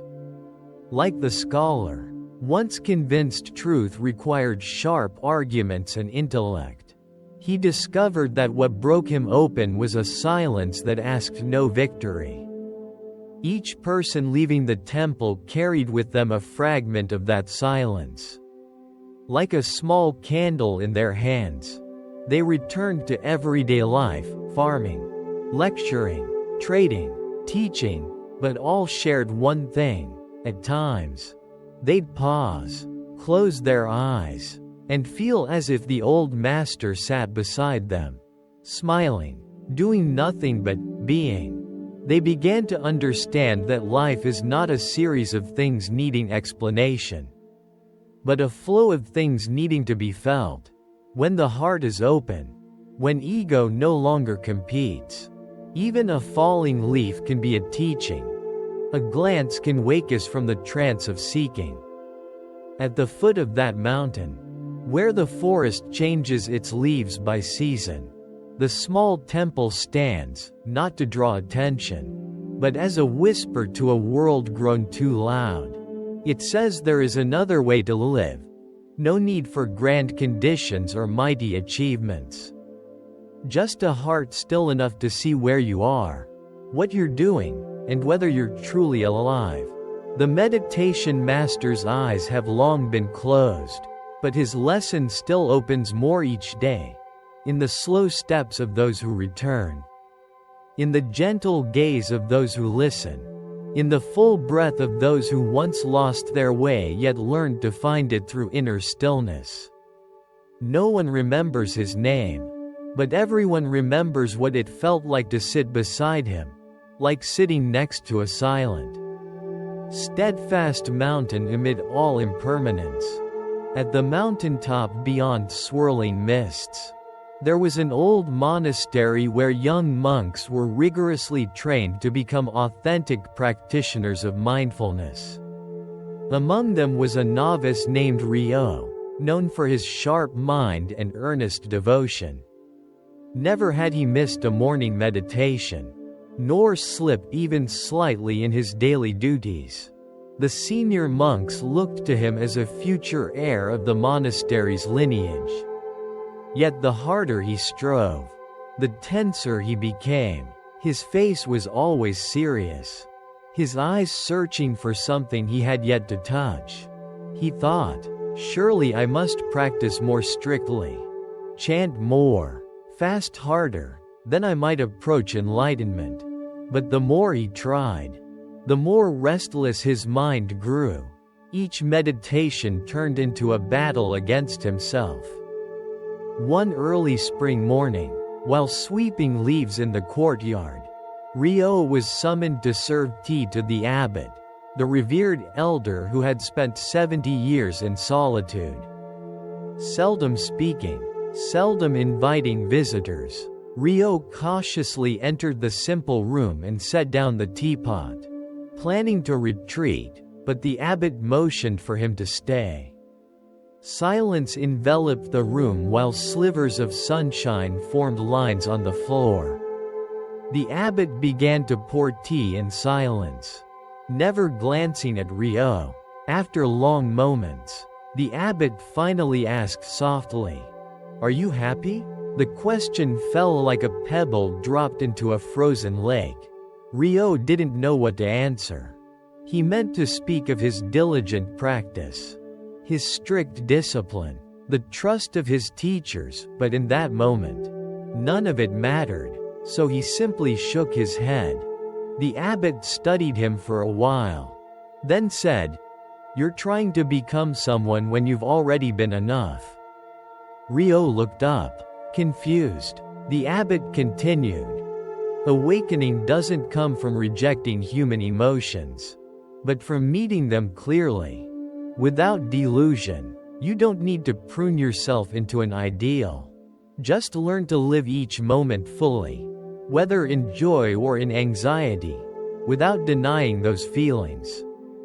That statement loosened a knot that had tightened in Ryo's heart for ages.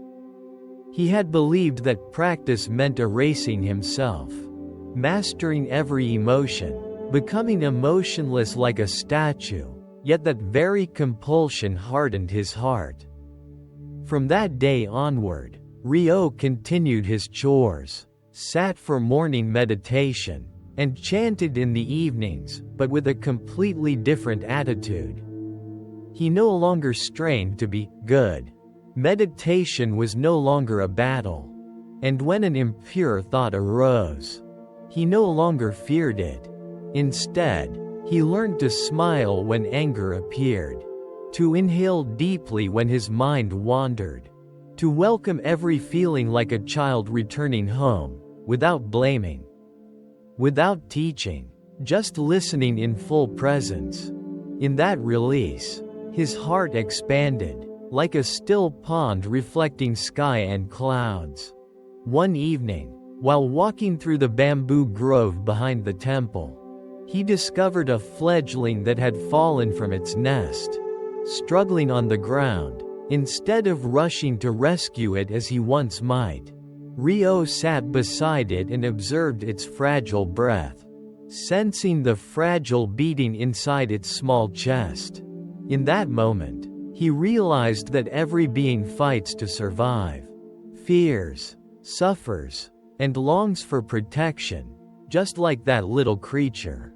Just like himself. Gently, he lifted the bird with both hands. And for the first time, he touched a kindness that needs no reason, a love not born of discipline, not forged by ethics, but arising from a deep understanding that all beings bear broken pieces and need to be held. That winter, the old abbot passed away during meditation. No one realized until the next morning. At sunrise, people found him still seated upright, a soft smile on his face, like someone who just heard a melody. Ryo had become the abbot in all but title. He didn't claim to be a meditation master, nor accept disciples. He went about his duties with calm presence, steady gaze, and measured speech. New novices would ask him how to let go of thoughts, how to overcome negative emotions.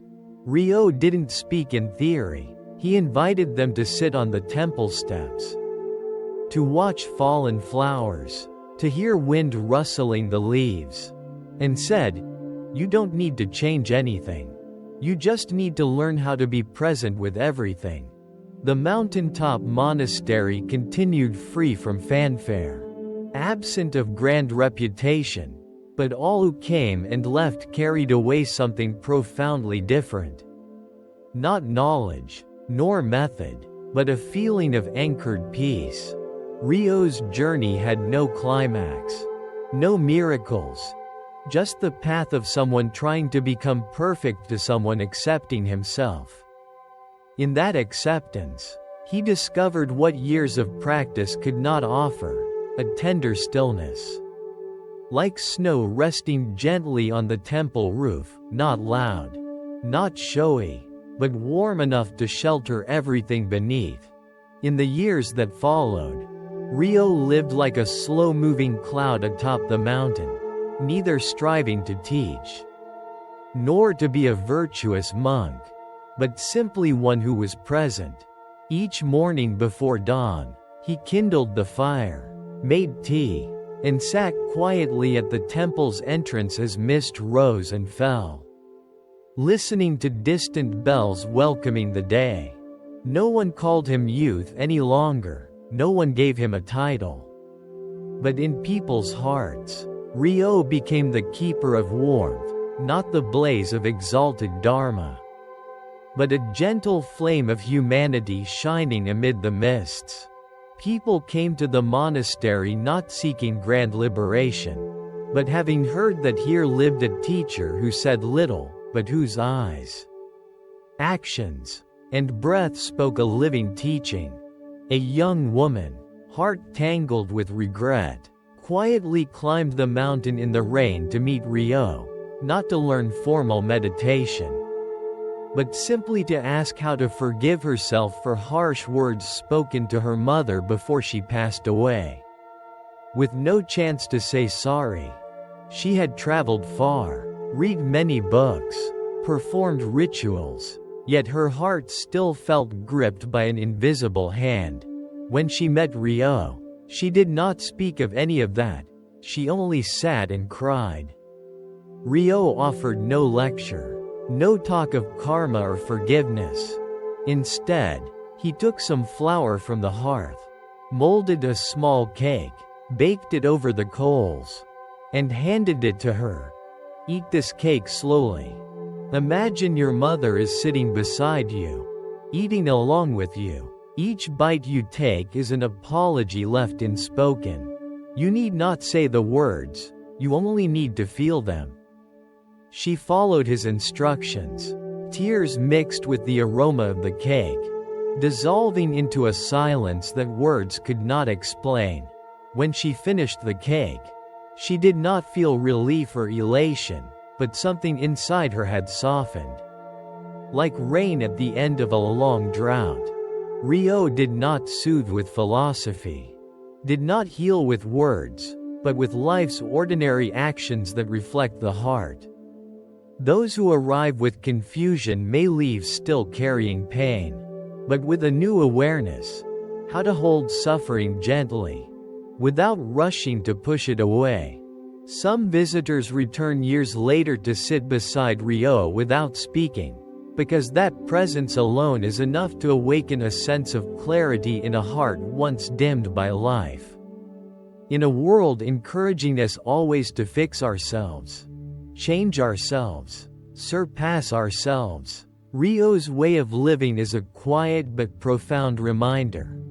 Sometimes we may need not strive for mastery but simply stop long enough to see that we never needed to be perfect to be loved. One late autumn afternoon, when the mountain's maple forest glowed red, Ryo sat alone on a stone bench in front of the temple. Sipping hot tea and watching a leaf fall, he smiled softly. No ceremony, no bell, no audience, yet in that moment, life converged at a single point, complete presence. No regret, no yearning, not because he had achieved something, but because he had surrendered deeply enough to see that everything in that moment was already full.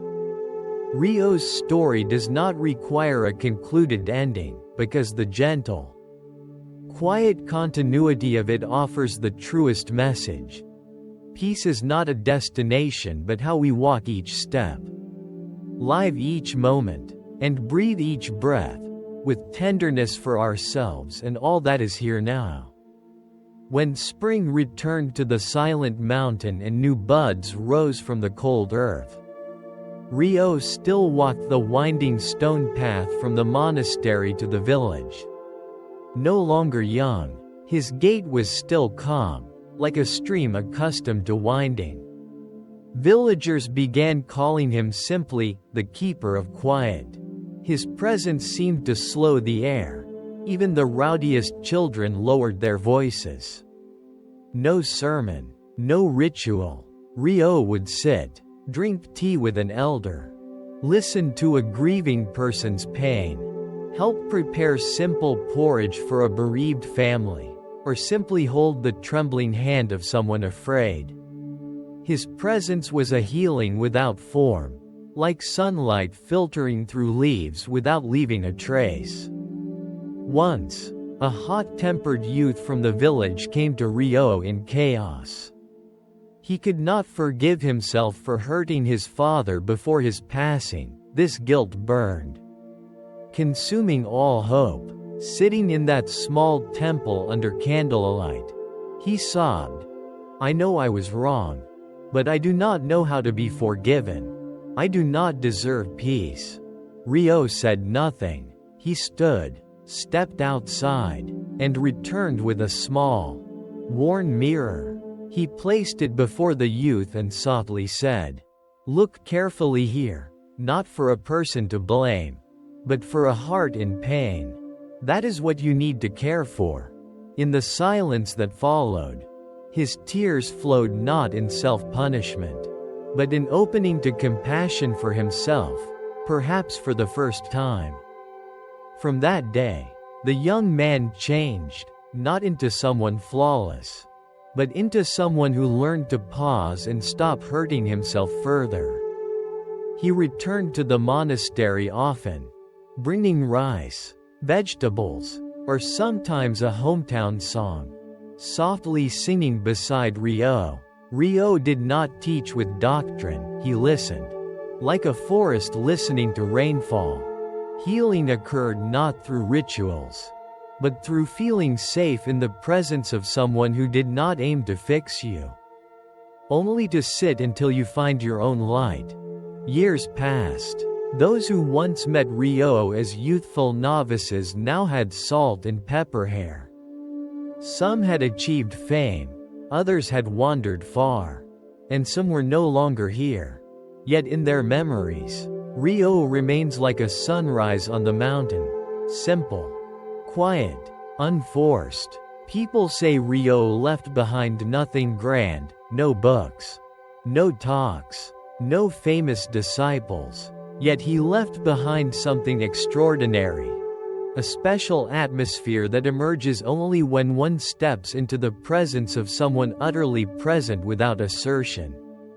Rio embodied a form of waking that was not loud or brilliant, but under the radar, like groundwater beneath the earth, quiet, persistent, nurturing countless lives without seeking recognition.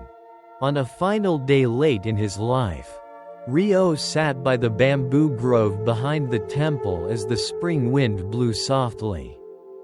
Birdsong echoed in the distance, and the scent of the kitchen ashes drifted by like a returning memory. No one knew that it was his last day, because he still offered a smile as he served morning tea, still bowed gently when a traveler departed, still held a novice by the hand as they crossed the stream at dusk. That evening, when people found him leaning against an old tree, eyes half closed in rest, breath silently stilled, it felt like a leaf falling from its branch. A moon slipping away from the surface of the water, no disturbance, yet leaving a profound stillness in the hearts of those who remained. No grand funeral took place. It was just a clear moonlit night. People sat in the very place where Rio had once sat, sharing with one another the things he had never said, lessons not conveyed through words. but through how he lived. Through his gaze, his slow footsteps, his unconditional smile. They did not carve his name into stone. Instead, they planted a young pine tree on the old ground, so that every season when the wind blew, the leaves would rustle as a reminder. Some people do not need to stand out to light up the lives of others, not with a blinding light, but with such stillness that it reminds people of the way back to themselves.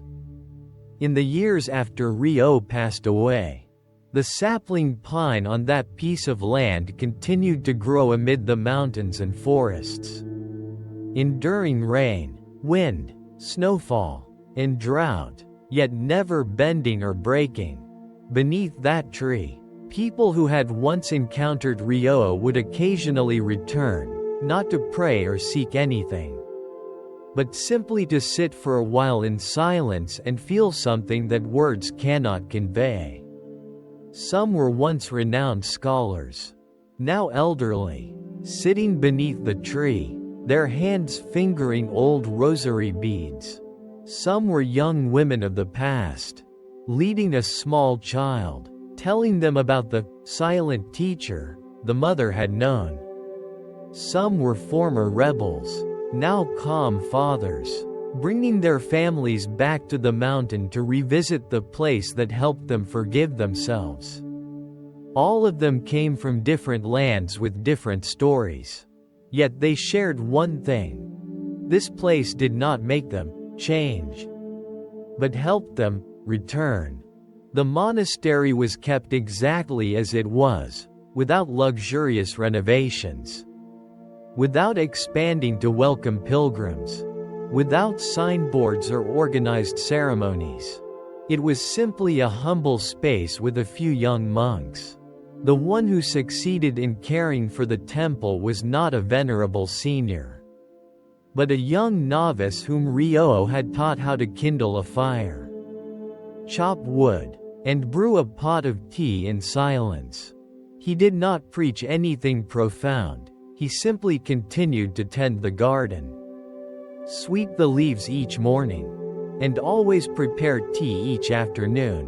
Whenever visitors came, he invited them to sit under the pine, poured hot tea, and sat silently with them. That simplicity, like a stream flowing from Rio, harbored no ambition to pass on doctrine. It simply preserved the quiet flame that had once warmed so many. In a rare instance, a group of young people came up the mountain following rumors, carrying filming equipment, hoping to capture the monastery's mystery. Yet after 3 days living with the temple, they set aside their cameras and filmed nothing. One of them wrote in their journal, "We came seeking a story, but found ourselves instead. There's no need to record anything, because what's most precious here cannot be seen with the eyes. It can only be felt when the heart is quiet enough." When they returned, they shared little, only gentle words with friends. If one day you feel lost, try going to a place that does not teach you who to be. Though Rio was gone, his lessons about living fully, about unconditional presence, about love that needs no form continued to flow quietly through each person who once passed through that gate. No one spoke of him much, but in every cup of tea, every moment of walking meditation, every instance when someone chose to stay with their sorrow instead of rushing past it, a part of Rio continued to live on.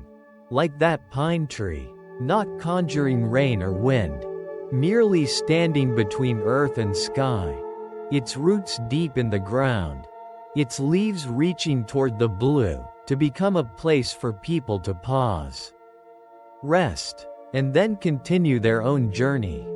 There is nothing mystical or supernatural in that story. It's simply about a person whose presence was so wholehearted that it became a guiding light for many generations. In a world spinning with the calls of success, speed, and competition. Rio's silence is an invitation to return to the simplest truth. Life is happening right now. Not tomorrow. When everything is better, not in the past. When things were whole, but in this moment. Where a deep breath, a kind gaze, a truly present being can change the world within a person.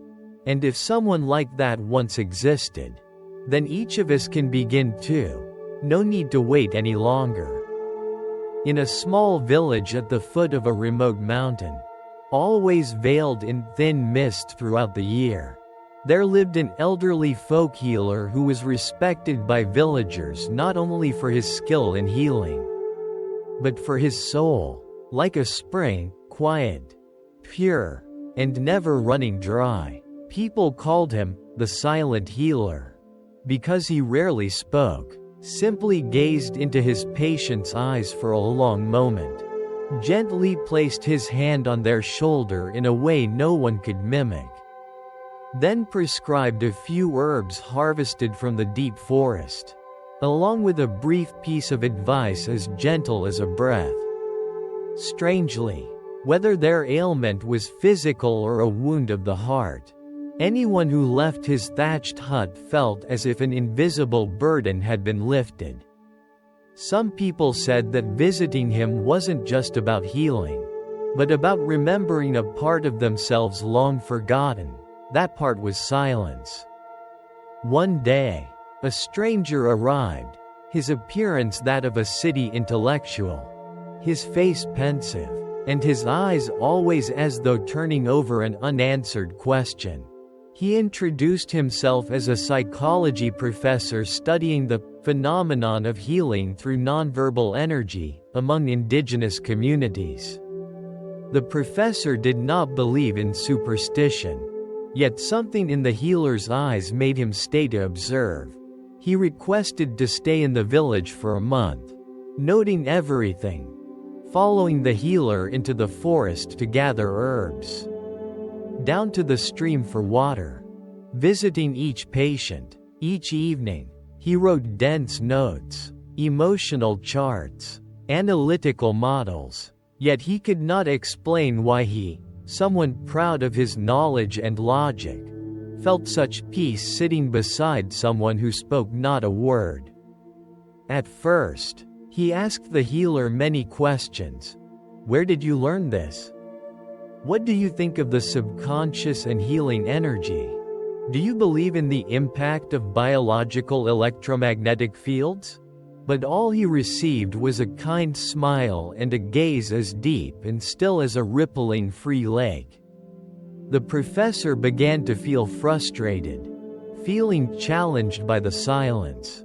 However, instead of giving up, he chose to remain, because a part of him began to realize, perhaps answers do not come from asking more questions, but from reducing the need to understand everything. Over time, the professor gradually stopped writing so many notes, ceased analyzing the healer's every small gesture. He began waking early with villagers to light the morning fire, learning how to wash herbs by the stream, eating sticky rice cooked in clay pots, listening to the wind striking the bamboo walls as if it were life's background music. One morning, as he sat on the steps gazing at sunlight filtering through beetle palm fronds, he suddenly began to cry, not from sadness or regret, but because he felt as though he had just touched something so real, so simple, so deeply primal, that he had long forgotten in his life. In that moment, he realized that some things cannot be defined, like love, like presence, like healing that comes not from changing anyone, but from sitting together with absolute sincerity. On the day he left the village, he did not take any research files with him. He only asked the healer for a small dried twig the two of them had found together during a walk in the forest. He gave no explanation, he simply smiled and said, "I think this is something I will keep forever." on the ride out of the mountains. He did not read, did not draft any papers. He just leaned his head against the window, watching the scenery pass by, with a silence inside him as if there had never been a single noise. Back in the city, he turned down invitations to write scientific articles, declined conferences, and chose instead to spend his afternoons walking through the park, no phone, no earbuds, just listening to the crunch of leaves beneath his feet. A year later, the professor returned to the village, not to conduct research, but to live alongside the healer. He learned how to be silent. No longer a professor, no longer an analyst, he became a listener, not a listener of words, but of the spaces between stories, the pauses in breath, the things only the heart can sense when it is no longer crowded by knowledge. Someone once asked him, "Why did you give everything up to live in this remote place?"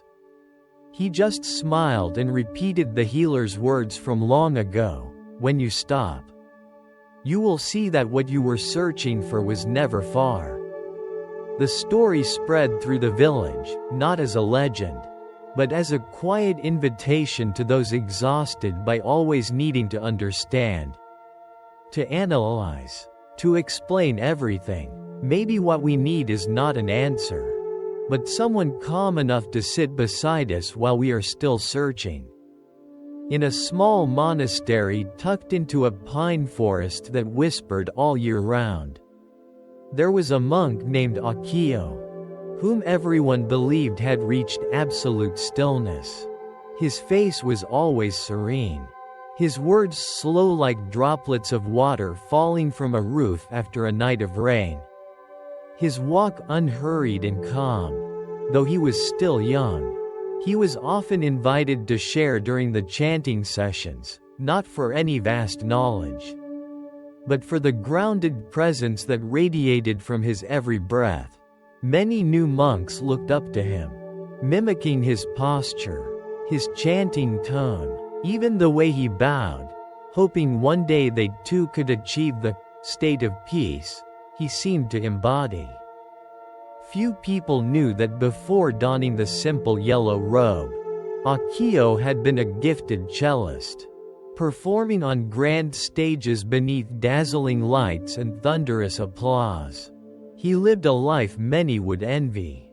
But inside him was an emptiness he could not fill, a quiet loneliness that followed him even in the center of adoring crowds. Every piece he played carried his soul. Yet each time the applause echoed, he felt hollow.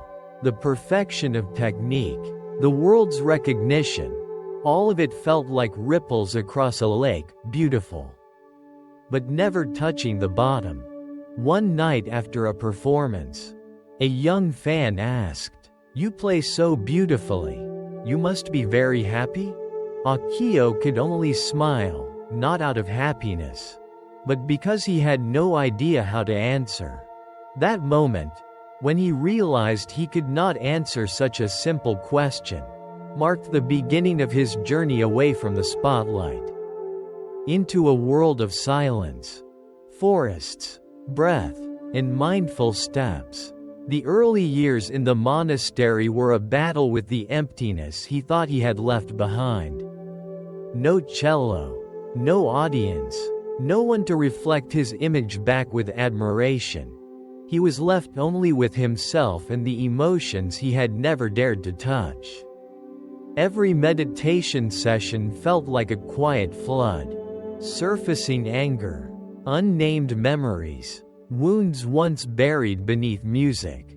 Once, after a long session, he broke down in the meditation hall, not because of any particular reason, but because a deep door inside him had opened, revealing that he had never truly been at peace, just very good at hiding it. From that day, Akio no longer tried to become an exemplary monk. He meditated not for enlightenment, but to honestly face himself. He grew quieter, not from attaining a spiritual state, but from realizing that the more he spoke, the further he drifted from the truth. Gradually, it was his openness about weakness that drew others closer. Young monks no longer came to him to learn the perfect lotus posture or the right chanting rhythm, but to share their inner struggles, because they knew Akio would not lecture or try to fix them. He would just listen, fully present, like hearing a song that needs no notes.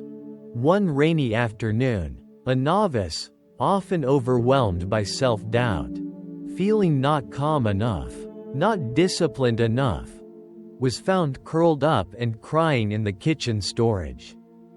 Akio did not ask why. He simply poured a cup of hot tea and sat beside him. After a while, he said, "Once, I played the best performance of my life while feeling so empty inside I wanted to run off stage.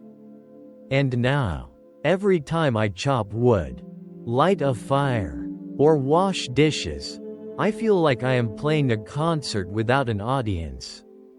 Yet full of life, the boy looked up, and for the first time, saw that Akio's eyes were not as still as he imagined, but soaked. Like someone who had just walked through a long and heavy rain.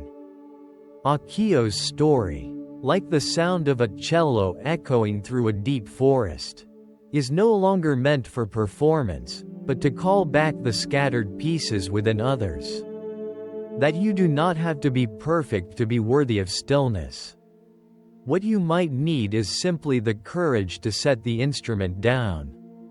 Step out of the spotlight, and begin listening again to the voice within.